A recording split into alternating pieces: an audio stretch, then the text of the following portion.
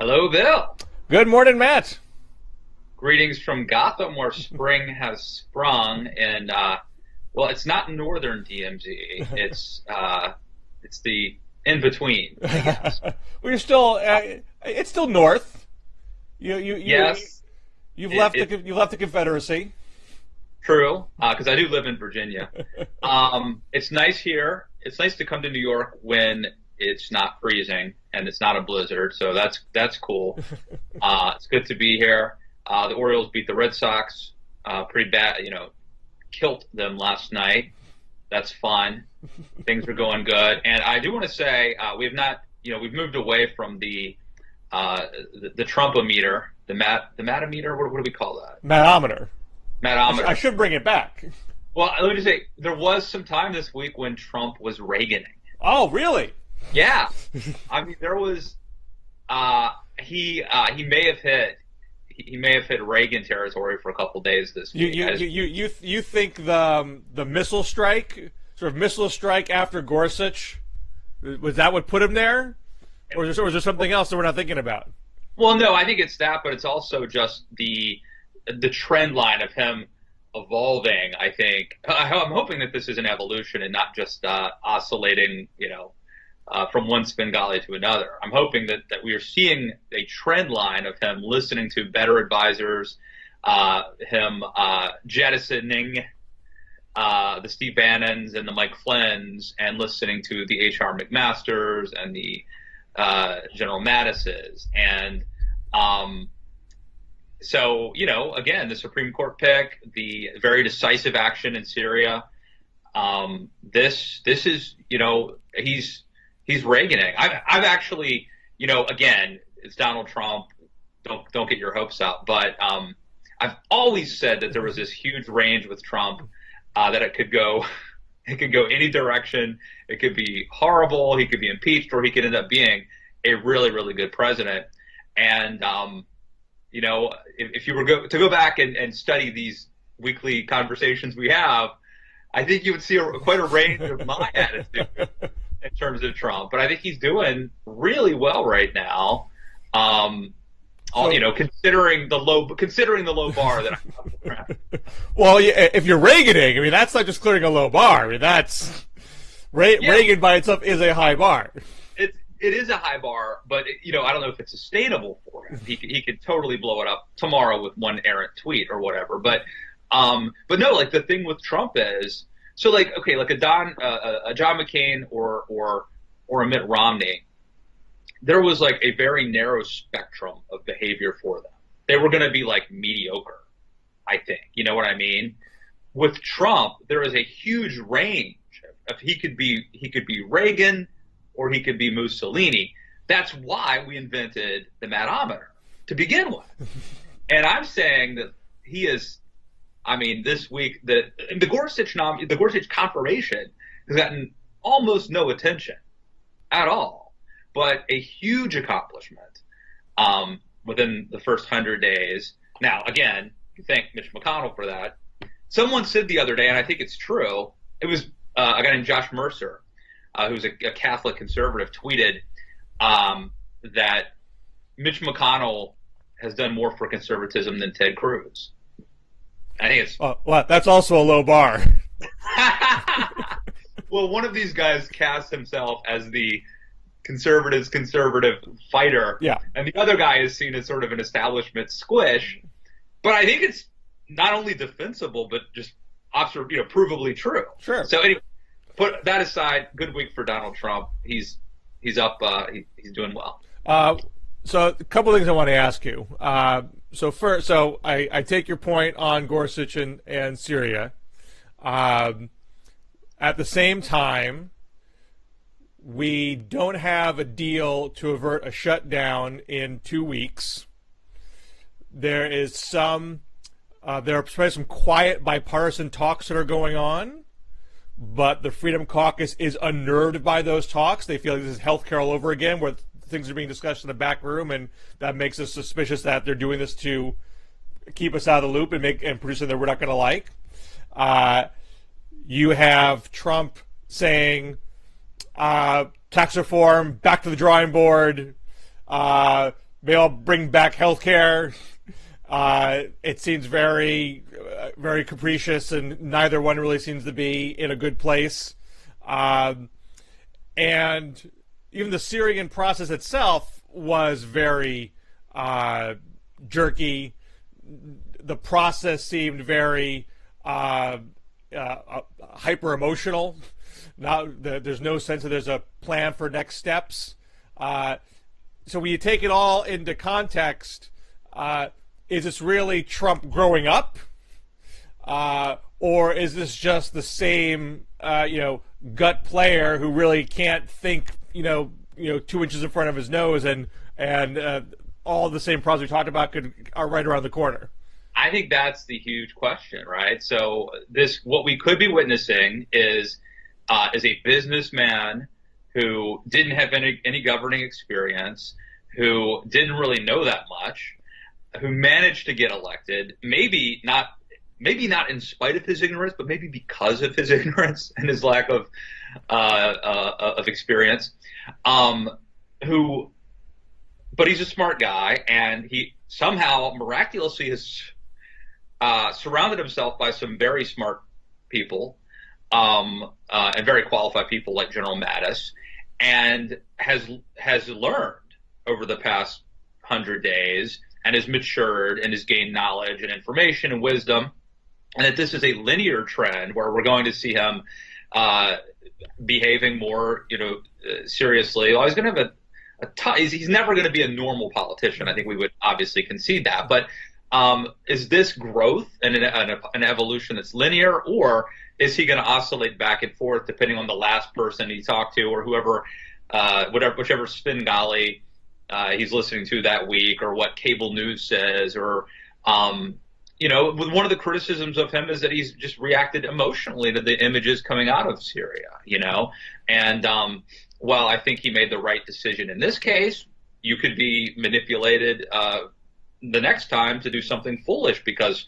of emotion and images that you see. So so everybody who's said that there's going to be a pivot or has hoped for a pivot has ended up looking so stupid. But I do think, it's still very early in this administration, and I just don't think we know what direction Trump is going to go. There's another alternative too, right? So there's the option of like, he is actually growing, and he is going to be a more serious conservative, or a more serious Republican, like what you would have expected from a Marco Rubio, let's say. Then there's the option that I also described where, no, he's just oscillating. He's going to, like, next week he'll do something crazy or populist, nationalist, and Steve Bannon will be back in vogue next week and calling the shots. There's the other possibility, which Rich Lowry writes about in your Politico magazine this week, that Trump is going to become more liberal and more, in line with Democrats, based on the Jared Kushner, Ivanka Trump, Dina Powell, Gary Cohn influence, which seems to be growing. So I just don't think we know it's sad. People will think this is naive. They'll say, "Oh, come on, this is the same old Trump. You should know." No, I just don't think we know yet. We're still learning. What do you think is within conservative Washington, are more people in the Matt Lewis camp? This is feeling more like Reagan. Are they more in the Rich Lowry camp? We were never Trump from the get-go, and now look, this guy's going to sell you out and turn into a Democrat. Or is conservative Washington been fully Bannonized, and they're more like Lowry than you, but want the whole place to be burned down Bannon style, or now a fresher that's not going to happen? I don't know where they're coming from. I can just tell you personally, it does look like Bannon is on the outs. He is losing influence, and obviously Flynn was already pushed out. It feels like the Bannon wing is losing because they lost, because they did stupid things early on, like the handling of the Muslim ban, and that is not a sudden trend. It seems like Steve Bannon has been neutralized, minimized for weeks now. That has been the trend going on for maybe a month. So, look, here's my take. When Trump was running for office, I always said there's a big range. He could be great, he could be horrible, but my take is when someone's running, I'm not going to trust or my hope that they're going to, evolve and become more mature. Like, the stakes are too high for me to take a gamble that, well, maybe he'll mature, maybe he'll. So like, if he were running, I would still not be comfortable supporting him because of this uncertainty. Having said that, now that he's president, there's nothing I can do to stop it.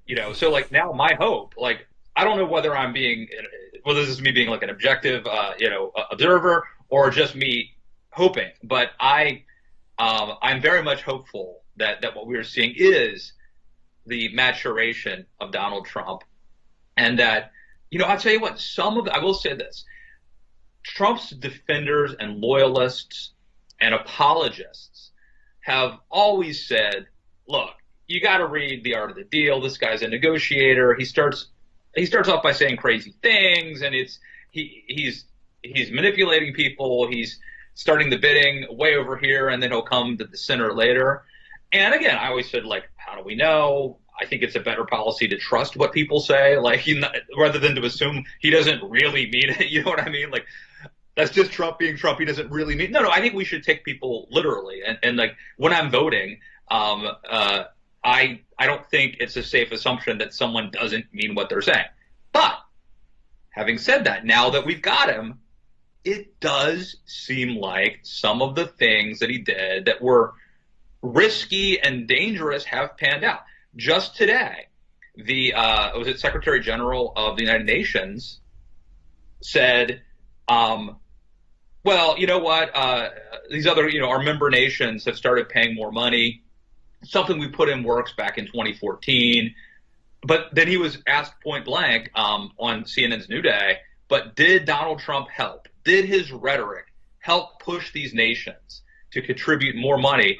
And the Secretary General said, yeah, I think Donald Trump, his rhetoric actually helped these nations. So if Trump was not really ever going to abandon the UN, but if he was just sort of scaring these member nations into ponying up and paying the dues that they properly owe, maybe it was a success. Now, was there a risk involved in signaling that we may not support, an ally? He managed to, like, it didn't come up, but it could have been bad, right? If Putin or somebody had been, if it was a provocation. No, it's possible he's getting some benefit from being crazy. That's sort of the argument for being crazy and unpredictable, that people then go out of their way to try to appease you to keep you contained. Mel Gibson in Lethal Weapon, right? Right. So Bull Durham, remember in Bull Durham when Nuke LaLoosh, I think this is in my book. Right. Nuke LaLoosh, who was the wild pitcher, he starts to get better control, and Kevin Costner goes out to the mound and says, "I want you to throw the next pitch and hit the mascot," just to keep people guessing, like whether or not I mean, there may be a certain value to that. I mean, again, getting people to pay more UN dues, I think, is a pretty minuscule victory. But hey, it was obviously a thing to Trump. For sort of Trump's, one of his methods, the method of the madness. That's why I feel we've really yet to see Trump get a big win. So we saw China this week give a little nudge to North Korea, say, hey, you can't just do it. There's sort of an implicit threat. Hey, you might lose some of our oil relationship if you get to be too provocative. That might have been an outgrowth of the meeting that they had with Trump.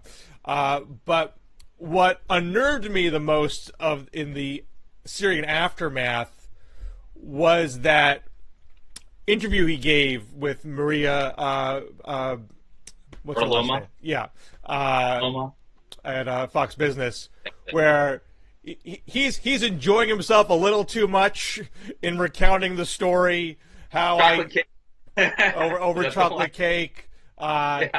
He's glowing how all 59 missiles actually hit the target. Wow, it's amazing, our technology. It was a little too much like a kid in a candy store. And it's not just injury and isolation. It's a lot of the foreign policy establishments, a lot of other nations saying we wanted this action, we wanted the red line enforced. We were kind of grousing Obama didn't follow through, and you did it, so good for you. Obama, members of the Obama, former members of the Obama some of them too, absolutely. So I'm concerned he is going to take the wrong lesson from that. Right. And say, wow, when I get to play with my toys, everybody loves me. What else can I blow up today? And I'm not the kind of guy to assume that every Republican president wants to start wars for war's sake. And I went into this administration quite unsure how much Trump wanted to drop bombs. I mean, part of his campaign was, let's get less involved in places. I mean, he never was a pacifist. He wanted to bomb the blank out of ISIS. But he said very militaristic. What's that? Remember, he's like, I'm very militaristic. I mean, he was very he could sound different any day, but I always presume an inherent reluctance in anybody to go to war, because once you're actually in the chair and you're surrounded by military advisors, they're going to tell you the downsides. It's inherently unpredictable. I reject the argument that we. In a strike in Syria, we, I think, killed some pro-American rebels. Yeah, I mean, this is just breaking today. I don't hear Trump tweeting about our military precision today. And not only that, we could have hit Russians or Iranians too. I mean, there's all sorts of. I gave a qualified defense of Obama when he was about to go into Syria. Because I thought there was moral justification in trying to prevent genocide and restrict the use of chemical weapons. But I also knew there's risk of quagmire there, because once in for a penny, in for a pound, you don't know where this is going to go once you go. I thought that the risk of genocide is worth taking, the other risk. Right. So I don't say, how dare Trump do this, when I was somewhat comfortable with Obama doing it. In a vacuum, I agree the strike made sense. But if it's going to encourage him to take, what unnerves me is the process going in, very little thought, very little discussion of pros and cons, seemingly highly emotional, and now if his emotional needs are fed by military action, who knows what bad places that's going to take him to. Yeah, it's scary. And I want to make a point. I'm sure some people are going to watch the video today and say that, like, Matt Lewis was so gleeful. He's such a neocon who, no, I mean, I am very happy because I feel like America was looking weak and impotent for a long time, and that people were invading countries and crossing red lines, so I feel like this was a decisive action. I also feel it was a humanitarian, compassionate action, and I'm actually very happy that it went well, that there wasn't a mistake. I am a little scared of the people who now want to escalate to regime change.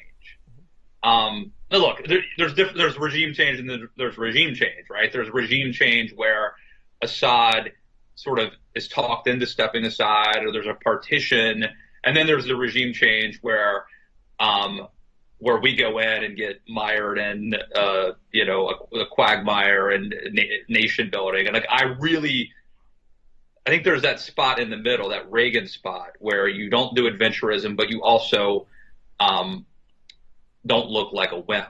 We need to be in that middle spot. And I think that's right where Donald Trump is now.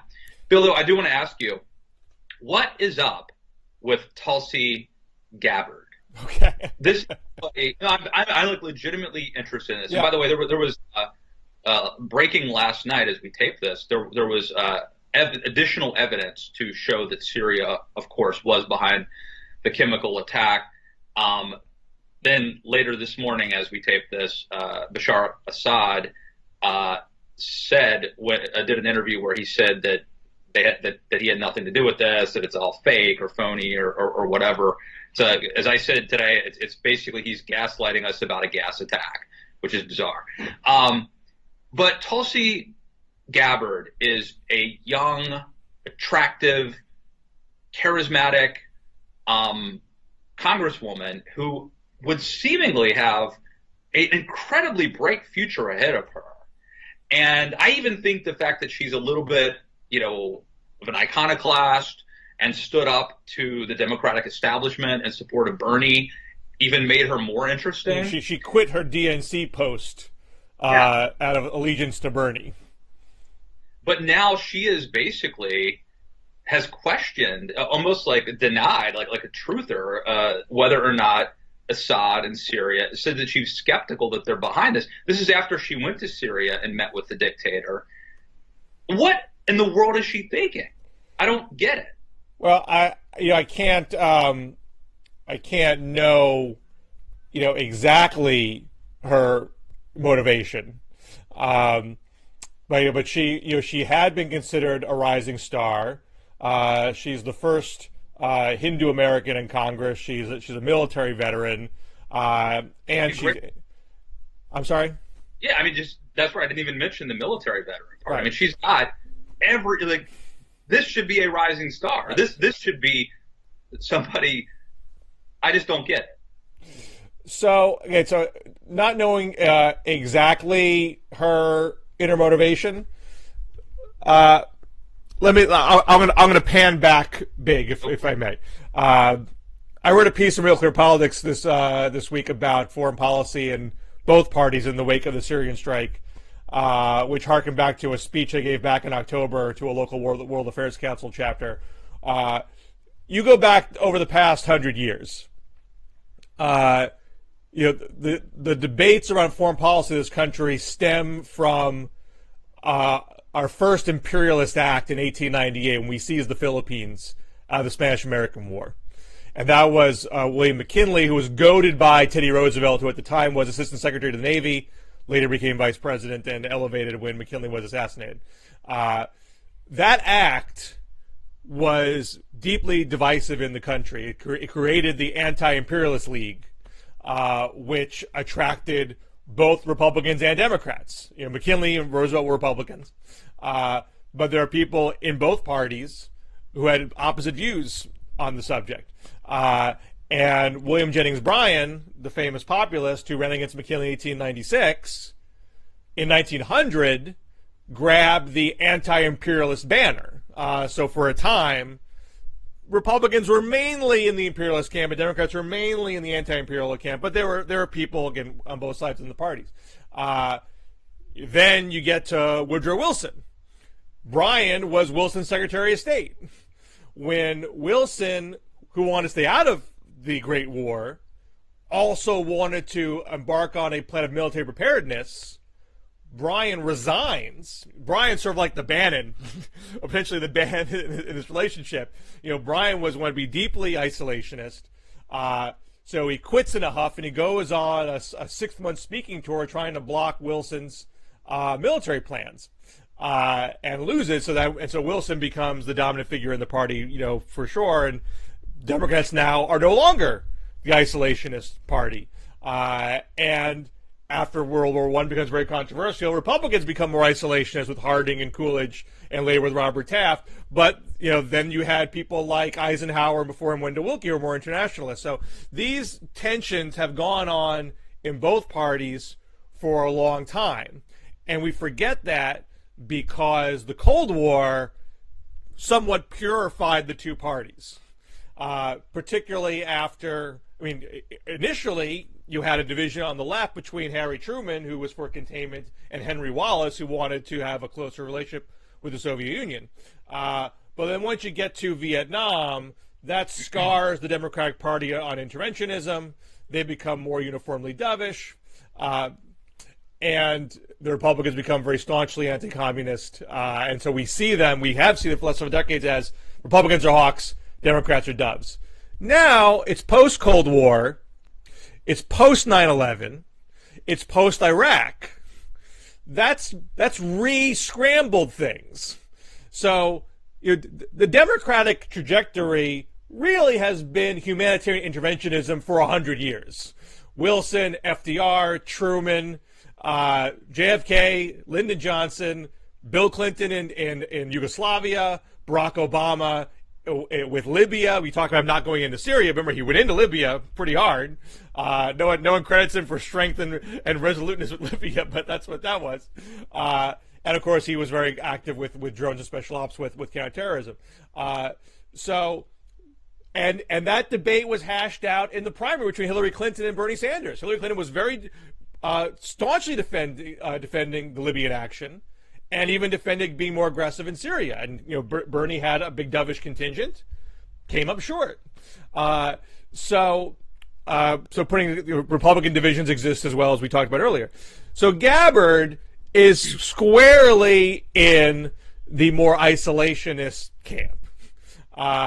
And you have Democrats who we see as liberal, like Howard Dean, saying, Gabbard's out of line, Democrats need to cut her loose, because he is in a long-standing Democratic tradition of humanitarian interventionism that arguably has the upper hand in the party. Even though we think of Democrats as doves, they don't elect doves very often. Obama did run as someone who was against the Iraq War and wanted aggressive diplomacy with Iran and others, but he also said, "I'm going to take it to Al Qaeda." He had that in him too, and then people cheered that on. I know I've gone on for a long time, but just to tie this off. People like it. They like it when you do the history. I read the comments sometimes. Donald Trump said the other day, it was a comment from an editorial board meeting with the New York Times that they just released, where he told the Times, "Whenever my speeches start to fade, I just say, 'We'll build a wall,' and the crowd goes nuts." So that's all. I'm just giving the people what they want. I'm in Western Massachusetts, very liberal area. There was an event in town at UMass Amherst featuring Congressman Keith Ellison and Congressman Jim McGovern, who's the local congressman here, but also very left, very beloved around here. Ellison's now a rock star on the left. So when he comes to town, the rooms fill up. So it's full room. And I didn't see a lot of this, but there were a handful of professionally made Tulsi 2020 ball caps. And I know Tulsi's been building a national email list since she got into Congress. I got forced onto it very early on. Someone bought a list, and I'm getting Tulsi emails for a long time. I don't know if she's planning to run, but there is a Tulsi constituency out there that is, call them isolationists, call them pacifist. These are folks who are very quick to grab that argument. Hey, don't trust what the government's telling you. There wasn't a real intelligence analysis done of what happened in Syria. We made these assumptions with Saddam Hussein, and look where it got us. Don't make those same assumptions about Assad.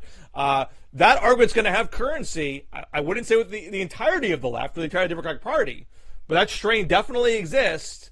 And if she runs, she's going to own that corner of the party. Oh, interesting. So my take, and again, I'm the last I'm not the go-to person on how to win a Democratic primary, but I would think that she went a little bit too far. So I think that you could certainly be anti-adventure, any interventionist and even isolationist and populist without being a truther, without seeming to aid and abet the propaganda efforts of a butcher. Well, that's not the Trump lesson, is it? The Trump lesson is be a 9/11 truther, be a birther, criticize the Bush's handling of 9/11, criticize the entire Iraq operation. You can't go too far, because by being provocative, you get legitimacy from at least a faction of whatever party, and then they become bonded to you no matter where you go after that. Yeah. So that's a really interesting point. It could be that Donald Trump has broken these norms, and that the toothpaste is out of the tube and you never put it back in. It could also be that Trump is sui generis, and Gabbard is a politician, and she's trying to, do not attempt this at home, people. You know what I'm saying? Like this worked for Trump, and maybe it would work for Mark Cuban or Kanye, but Gabbard, who is a real politician, can she get does gravity no longer work for her? I think it's for someone. I just put it this way: when you're in a football game and you're about to lose and time is running out and you're down by a touchdown, you may have to throw a Hail Mary and do something a little risky. This is someone who had the world was her oyster. It's early. She's young. Got everything going for her. For her to bet, to gamble her future on this move seems to me to be a big gamble for her to take. Well, that's why my gut is if you're just trying to be a career climber. That's what I hear about her. Everybody says very ambitious, like that she is extremely ambitious. Well, ambitious can materialize in different forms. If you just want to be ensconced in the party establishment, this is not how you would go about it. But if your ambition is just to be a big name with a loyal following, she is seizing ideological turf that other people are too afraid or principally oppose to seize. So she has that corner all to herself right now. I mean, this is turf that she is your gal. Right. I mean, this is turf that maybe Dennis Kucinich held in the last decade, but he was never a charismatic enough candidate to really go beyond like the fringiest of the fringe. Tulsi has that military record, has credibility as the first Hindu American in Congress, and is I'd say a more polished speaker than Kucinich was. I my wife used to consult for her father, who was a hardcore conservative in Hawaii. Oh, really? Yeah. Well, I mean that's all a question. How liberal is she? There's some people that she has said things that some would consider to be a bit Islamophobic, and some people say maybe she isn't even all that liberal. But there, in the post, so it's post Cold War, so communism's not the big thing. It's post 9/11, so terrorism is a thing, but there are people on the left who say it's being overhyped and is being used for other adventures. And it's post Iraq, where there is deep cynicism about intelligence when it comes to predicates for going into war. So you have, I'd say, an even bigger opportunity on the left than maybe Kucinich had to exploit those factors and build a campaign around it. All right, you've talked me into the fact that this isn't as crazy as I thought politically. I'm not saying it's not crazy. But where are you at? I'll put you on the spot. Where are you at with Tulsi? Oh, Gabbard? I'm not with Tulsi. Okay. I am. I'm not a pure pacifist. I have a healthy skepticism towards military solutions, but I defended Obama's drone strikes. I was ready to defend him on Syria. I still defend the Libyan action. So I wouldn't say I'm like a humanitarian interventionist cheerleader. There's still a part of it's like I don't know where it's going to go. I don't know how it's going to work out. But there's definitely a time and place for it, and I certainly disagree with knee-jerk rejection of the obvious. The Saddam Hussein example should remain relevant. I mean, it was commonsensical that he would have WMD, but before you launch a massive invasion, you make sure. And in that case, what would seemingly obvious turned out not to be true. So it's fine to say, hey, let's not rush to judgment here. I would have liked a more thorough process before having a strike in Syria.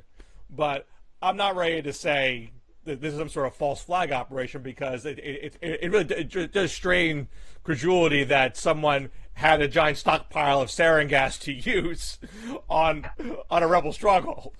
Oh. Well, Bill, I know there were other things we wanted to talk about, but I kind of feel like this has been a nice little, like maybe we should quit while we're ahead. But we got a little time. I feel I have one piece in Politico to talk about. I can talk about for a few minutes. Kind of out of the Kansas election. Yeah. Right. Is this so? So the question is, so I saw somebody said that if you were to, now again, this is a special election and we're a year and a half out from the midterms, but somebody kind of extrapolated that if you were to take this Kansas race where Republicans won, but not by the margin they should have, and sort of extrapolate it out to the 435 House seats, that Democrats would easily win back the House of Representatives. I think that's super sloppy thinking. I was glad I wasn't the one who tweeted it. Well, Nate Silver said that. And I've seen others too. I mean, I actually the piece I wrote, I quote a guy named Tom Bonier, I think is his. Maybe I'm pronouncing his last name wrong, but he's a Democratic data specialist. And he made the same point. And there are about 100 Republican districts out there where if you had a swing of that nature, they're toast. So I wrote a piece called "What Kansas Didn't Do for Democrats," and this is not to say that this is good news for Republicans, right? But the Democratic candidate, James Thompson, got 32% less of the vote than the Democrat who ran in that district got in November. The Republican who won, Ron Estes, got 62% less than the guy than Pompeo, who won the seat in November. So this is director. What's that? And he's now so he gave up that seat to be the head of the CIA. Right. So this is a special election, which are generally lower turnout operations. You're not going to see a 62% turnout drop across the board for every Republican-held district in a midterm election. Now, you're going to see a turnout drop because midterms have lower turnouts. And it may well be that the Republican drop is larger than the Democratic drop, which would not be unusual. Maybe motivated to turn out in a midterm and punish Trump or whatever, just like Republicans did in the Obama midterms, as normally happens. Now, what's a little harder for Democrats is midterm elections tend to be older and whiter, midterm electorates. Even when Democrats won in 2006, it was in part because they won more old white votes. Yeah. I mean, there were, I think there was better youth turnout there than 2010, 2014, but it wasn't just that. So you can't presume everything's going to break in the Democrats' favor. But this race does at least. The other unique thing is that Kansas has a uniquely bad governor. Yes, which I also you wrote about that in a piece before the election in the Daily Beast. I made the similar point. Brownback's approval in Kansas was 27%. Georgia, which is the next special election, right next week, that's to replace Tom Price. Price, right? HHS director, right? The governor of Georgia, Nathan Deal, is at 63%. So James Thompson, the Democrat in Kansas, was predominantly running ads tying Estes to Brownback. You can't tie whoever the Republican's going to be. You're not going to be able to tie them to Deal. That's not going to be a winning message. Now, John Ossoff, who is running, who's almost surely going to make, he's either going to make the runoff in Georgia or win it outright. If the turnout, if you have a similar collapse of Republican turnout, he might win that outright. So this is a thing where there's multiple candidates running, and you have to get 50%, or there will be a runoff. Correct. Correct. Okay. And so there's a chance that Democrats are super enthused behind Ossoff, and they're all going to turn out, and Republicans are choosing between. There's a bunch, but I think there's three who are more plausible. And Republicans might say, I don't really love any of them, and this is probably going to go to a runoff, so I'll wait to the runoff. If that happens, then Ossoff could sneak in. So Ossoff is not attacking Nathan Deal. He is attacking Donald Trump, which James Thompson largely did not. His internal polling said, hey, Trump's, he might be down, but he's still above 50 in this district. So that's not a good message. And Trump won that district by 27 points in November. Trump won the Georgia 6 by 1.5 points. This is a totally different demographic district. The Kansas district was below 30% white non-college. The Georgia 6th is 60% college educated. This has affluent Atlanta suburbs. So, and Ossoff is not running. Thompson was a Bernie-crat. He didn't take the entire platform, but so was General, I'm fighting for the working class. And Ossoff is suit and tie. Let's attract high-tech jobs. Let's cut wasteful spending. Let's fix Obamacare, not repeal it. But I am going to attack Trump directly on his behavior as president. So his strategy is a flip from Thompson, because the district is a Democratic flip from Thompson. So my point there is, you have people saying, hey, Thompson made it close in Kansas. This shows that the populist message has great currency in red areas. And so my response to that was, one, he still didn't win. The argument of the populist are is that it would make you win in Republican areas.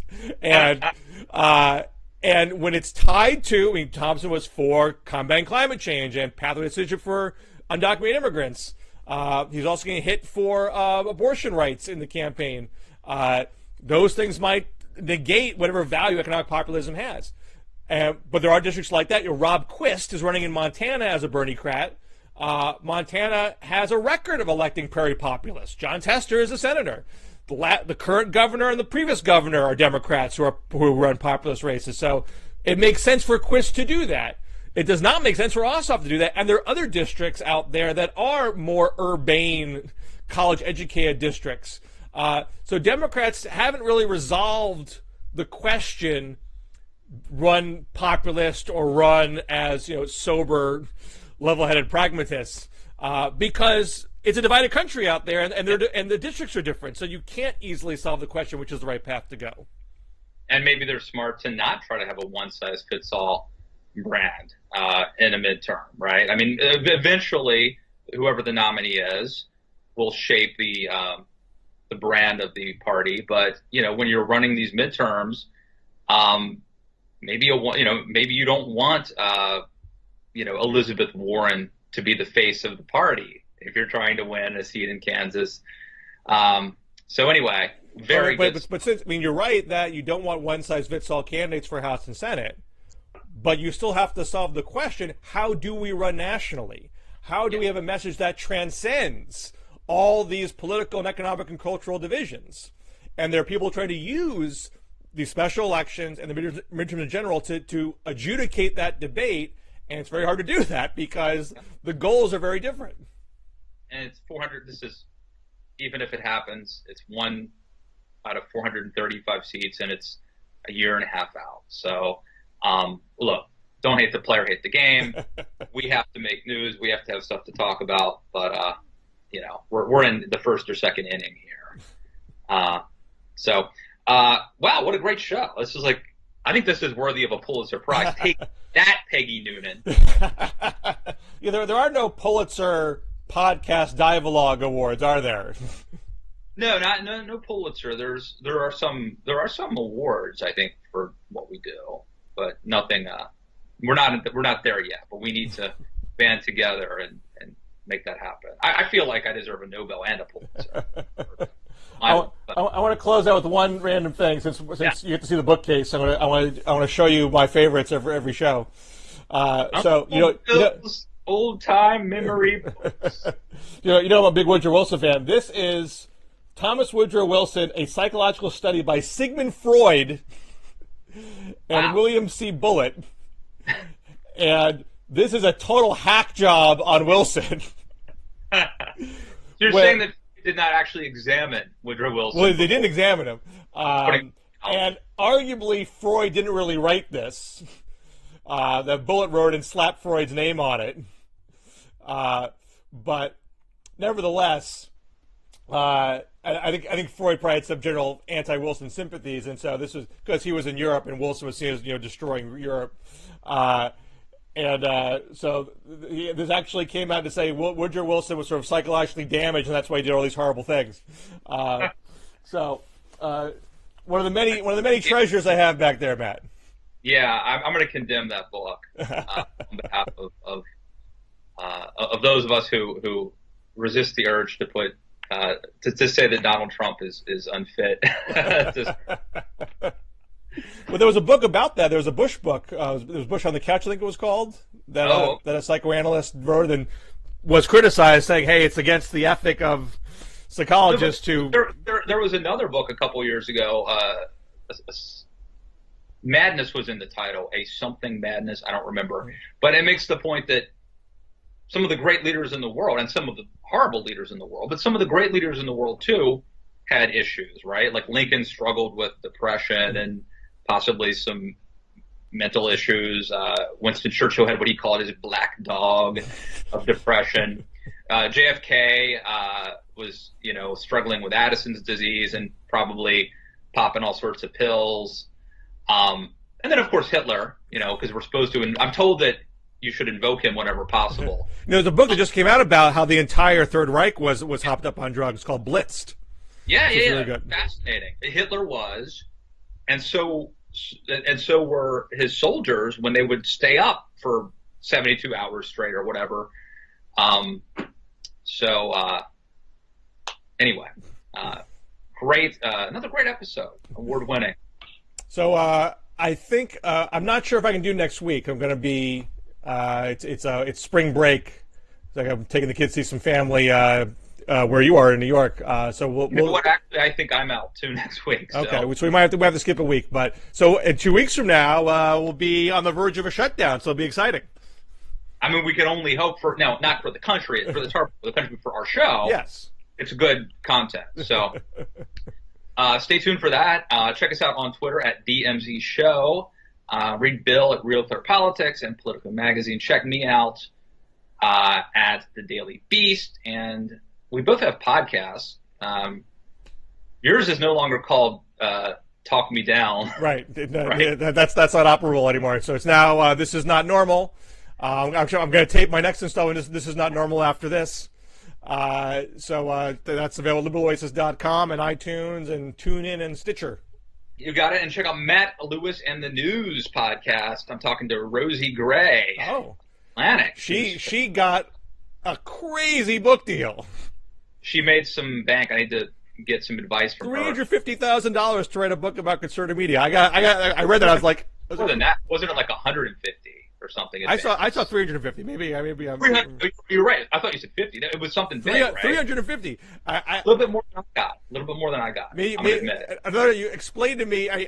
How is a book on conservative media gonna sell that many copies? I don't understand. But you can enlighten me some other day. I hope she sells 1 billion copies. She's doing great. All right, man. Well, I'll see you in 2 weeks, probably. All right. Take care. All right. See you guys.